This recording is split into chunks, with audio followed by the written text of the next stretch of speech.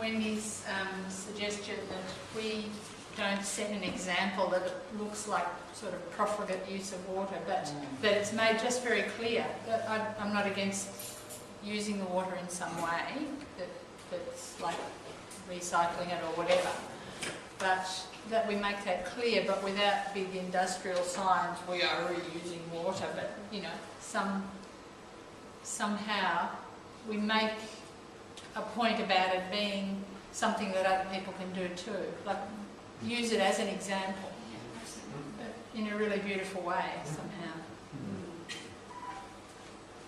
Doesn't Curlewis Golf Club get the recycling water from that new estate to fill up their dams? I think they do. Where they recycle the sewage to go back into the dams up there and fill up their dams for their golf course. Curlewis, I think you'll find. I don't know. The stormwater, you mean? No, the The sewage. sewage, yes. It's recycled, goes through a plant Yeah. and straight back into their dams up there. I think so. Yeah. I think with any plants that there should be native. So native succulents, do we have native succulents? Yeah. So do we think succulents or natives or? Yeah. It's not natives, but it should be. No, No, they die No, early. they don't. Native, native what? My parents own a native nursery, so That's good. there's plenty of small growing that don't grow out. It's just people that have years ago been said like things were spread around, like, sorry, I can't spit out what I'm trying to say. I guess certain common plants were given out and said these will be fine, you don't need to do anything to them. Native plants need to be pruned regularly. I mean, they were all back in the day said you don't have to do anything, but you do. Just like that, otherwise they will grow big and woody and growth. I was just wondering though, because it's on that corner, you've got bayshore either side, like whatever you plant there will have to be low growing, that vision. So like, Plenty of that's okay. Yeah. Yeah. Yeah, thank you. Peter? Yes, I know we had a second ago if somebody else wants to say something, but just supporting what the last year was saying about water and main thoughts, I feel we should get right away from water for a lot of reasons, the sorts of reasons you've spoken of, but every major water feature that you look at has problems, but I think this is what you're up for. You've got potential problems no matter what type of water feature you have, and at some stage they all get into trouble. I mean, that fountain's just a prime example of it, but you look at Geelong and you've got the water fountain feature in Little Mallow Street. They've had problems there with blockages and all sorts of things, and once you've got to start repairing and replacing pumps, it's an expensive operation. You look at the National Gallery in Melbourne with the water wall, you know, they've had to close that down for a couple of years and rebuild it, and there's plenty of examples of that sort of thing. And I love the idea of water and fountains and anything to do with water, but I think once you go in for something like that, you're setting yourself up for a lot of future problems. They mightn't come for a while, but they'll come at some stage in the future. My own thought is we should get right away from making it some sort of a water feature. That's all I'd like to say. I just love the things in Mallow Street. It just makes me so happy. You hear the music and then it pops up and it's just active and fun and I understand there are problems. Yeah, it has problems and I love the water wall and the art gallery too, and I just love touching it. So, I mean, I'm sure. I love it too. I'm not against it. Yeah. I think they're terrific. But And it is tricky to have some sort of how you can foresee what might happen to it. Yep. I haven't actually thought about this, but then maybe there's a way that you can use glass to make it look like it's water, so that people might, it might even be like an illusion that people think it is, you go closer, oh, it's actually glass. I mean, I don't know. I don't know if that's it's right. even possible. Yeah. Yes, it is.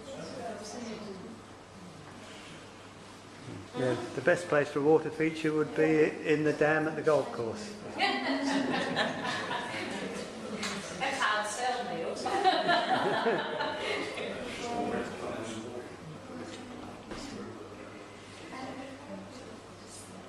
trail in the dam, golf course, go fishing.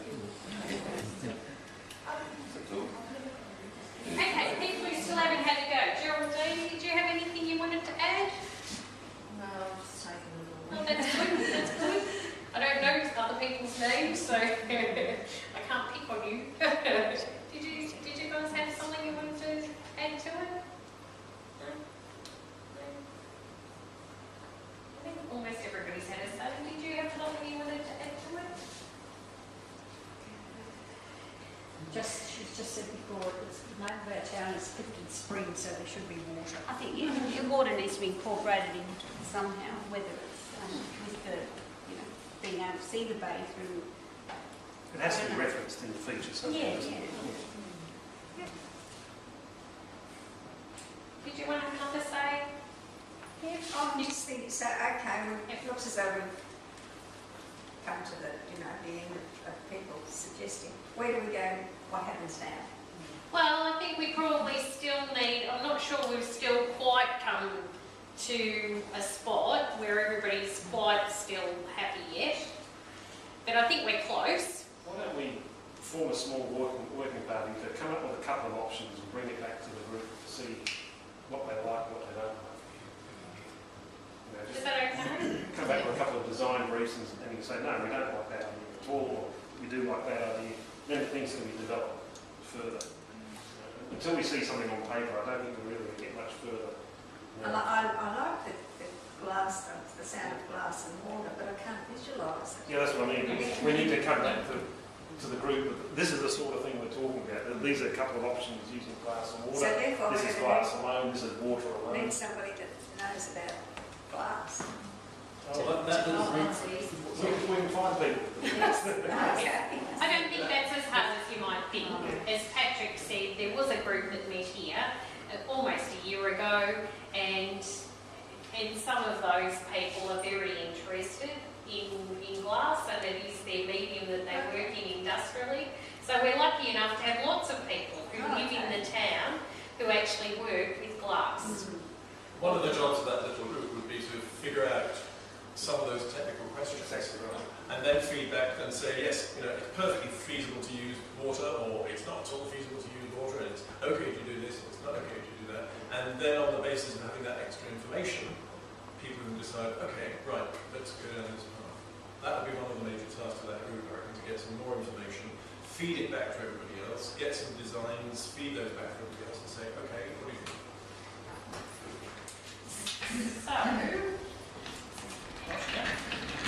So do we think that we have the designs that we want to have come back is an art feature, so that we brief the group as to what we sort of want them to do. So with our circle, we want to have in there glass, and we want to have water, and we want to have the plants that we said before, so maybe that's option one, and maybe a second option is maybe glass and plants, and maybe a third option is, I don't know. Would it be worth looking at maybe some form of sculpture? We've got lots of people that live around this area that have created some fairly amazing, as even part of that, whatever it be, whether it's picking up like your pelicans that you get down on the shore, or So that's in our third option, or pelicans made of glass, or steel. Next one would be water and plants. so water and plants. That's the logical option. Okay. Let's go across on that. Is that all right? Is that all right?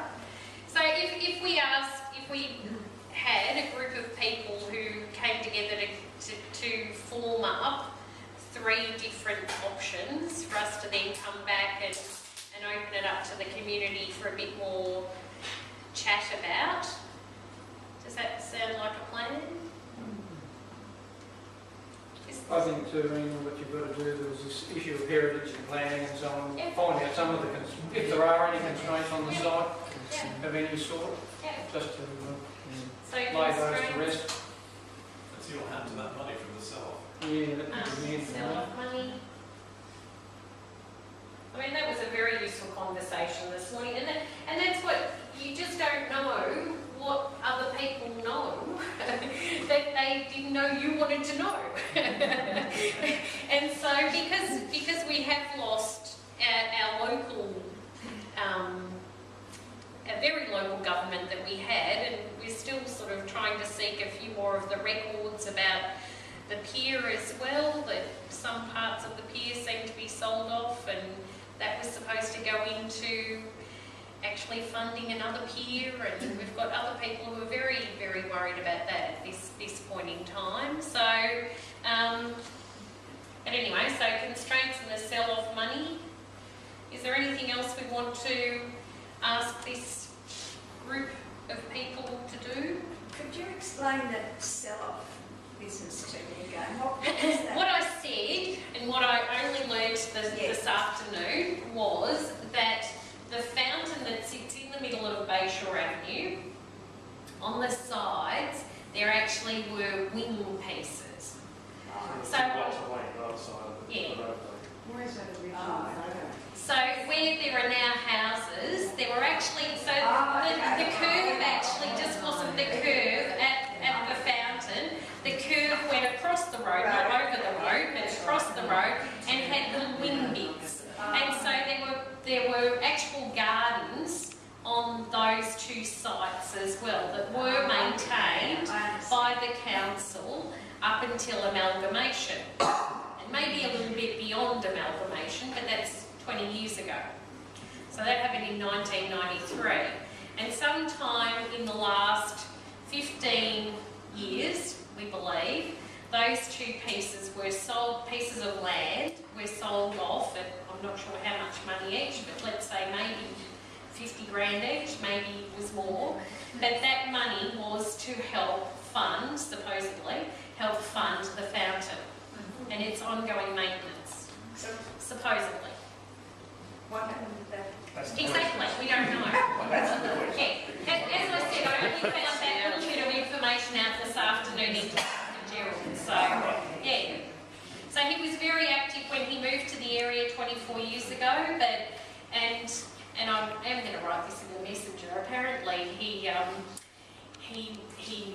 was very upset when a auditorium at the town hall was actually closed down because he was in the Geelong Chorale or something at that time.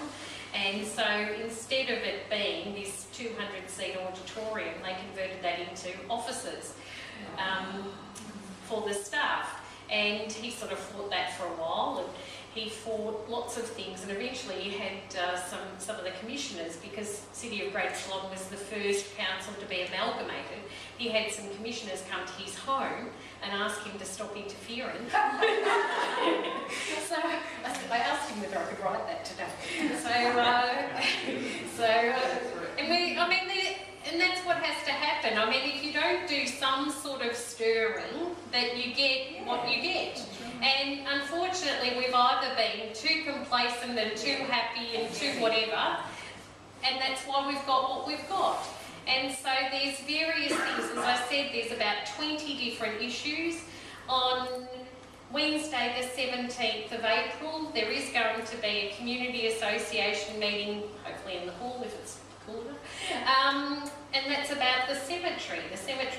The Geelong Cemeteries Trust is coming to give another presentation that evening, and I believe they are very interested in selling the block of land, which is half of our cemetery.